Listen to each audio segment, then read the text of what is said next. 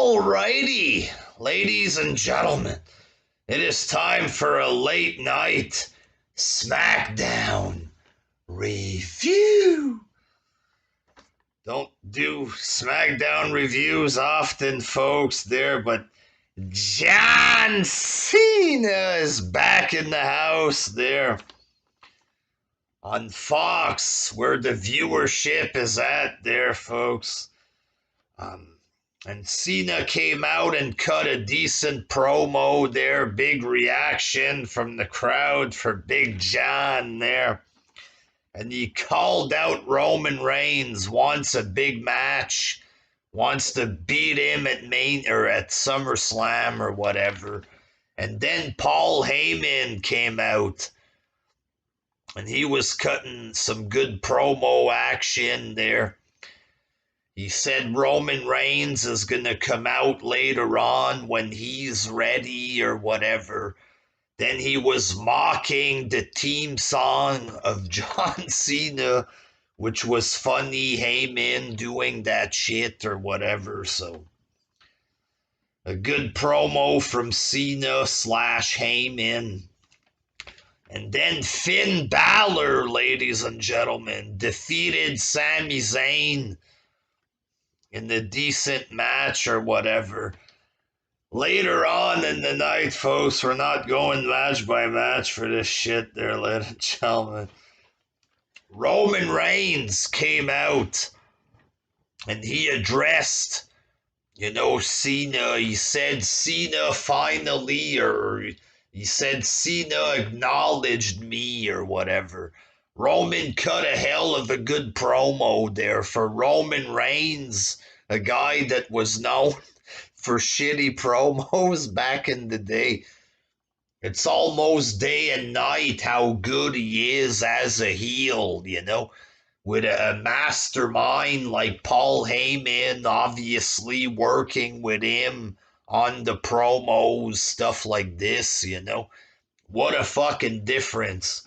And he was very good there in the promo. He says that he's refusing Cena's challenge. He says Cena just does the same thing over and over. It's the same shit since 2005, blah, blah. So he's refusing there. And then Finn Balor came out again, folks. Looking high as fuck, looking like me there, but worse or whatever. It looked like he was bloodshot.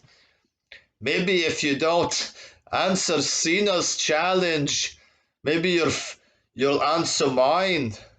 And Roman just starts laughing at him or whatever. And that was funny, just Roman looking and laughing at Finn Balor. He's a midget, folks, compared to Roman. I mean, you look at heel Roman Reigns, he's like a god, folks. They're the physique, and Paul Heyman, the promos. And then a midget like Balor has the nerve to come out and challenge him or whatever.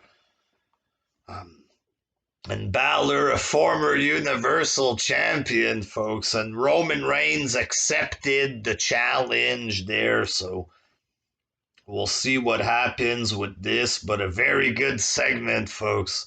And we had another good segment with Edge and Seth Rollins, some good promo action between the two, and then they started brawling, folks. I said I wouldn't hit you, but I lied. Big brawl breaks out. Execution. He goes to hit the spear, but Seth Rollins rolled out of the ring, folks. You want to see the spear, you got to pay money, ladies and gentlemen. That's SummerSlam there. Bianca Belair defeated Carmella, and this was taking place somewhere else at a concert. For some reason there, Bianca Belair defeated Carmella in the throwaway match there, folks. Jimmy Uso defeated Dominique in a good enough match there, but it was another weird pin finish. Jey Uso with his feet on his brother's back, and apparently Dominic can't kick out because of this there, so some weird goofy pin finish, but the match itself was okay there. And we had, folks, what I like to call other stuff there to save time. There's Zelina Vega, Tony Storm, folks, defeated Zelina Vega there. Zelina getting buried there. Getting buried, Zelina there. With all these Bryan and CM Punk announcements, you're not going to hear that many people talk about Zelina Vega this weekend, folks. So Tony Storm beats Zelina Vega. Angelo Dawkins defeated Chad Gable. This match also took place at a festival or whatever. There was rides in the back. Not sure what the fuck this was. If you're going to have wrestling in front of non-wrestling fans, which could potentially attract a couple fans, wouldn't you want to, put something cool on, a good match, something that might make people go online and look up a wrestler that was cool who appeared at the festival?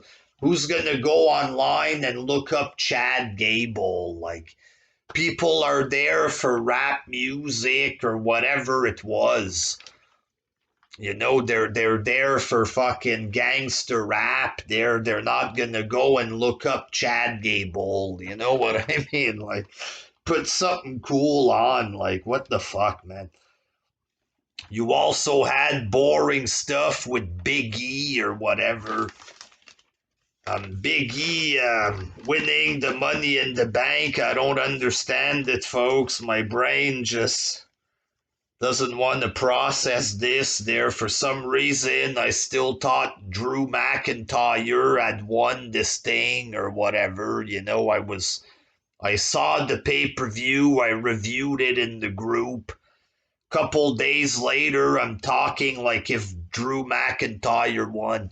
Maybe my head, too much drugs there, or maybe my head just doesn't want to accept that Big E won because it doesn't make sense. Like, the guy isn't world champion material, folks. Like, maybe I could make a separate video about this there, but I thought this was pretty good for a show of the modern era, ladies and gentlemen.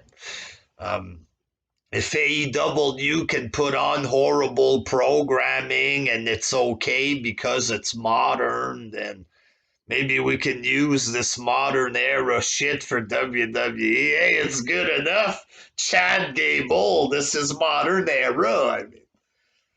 But I thought it was a good enough show there with John cutting the promo there, Roman cutting a cool promo, guys. It was cool, all right? Edge and Seth Rollins was good. You had a couple okay matches. Overall, a good enough show, ladies and gentlemen. Way better than AEW, folks. Smackdown is where it's at for wrestling there with Roman Reigns. I mean, it doesn't compare, ladies and gentlemen. So that's about it. Good enough show, I think. Until next time, peace.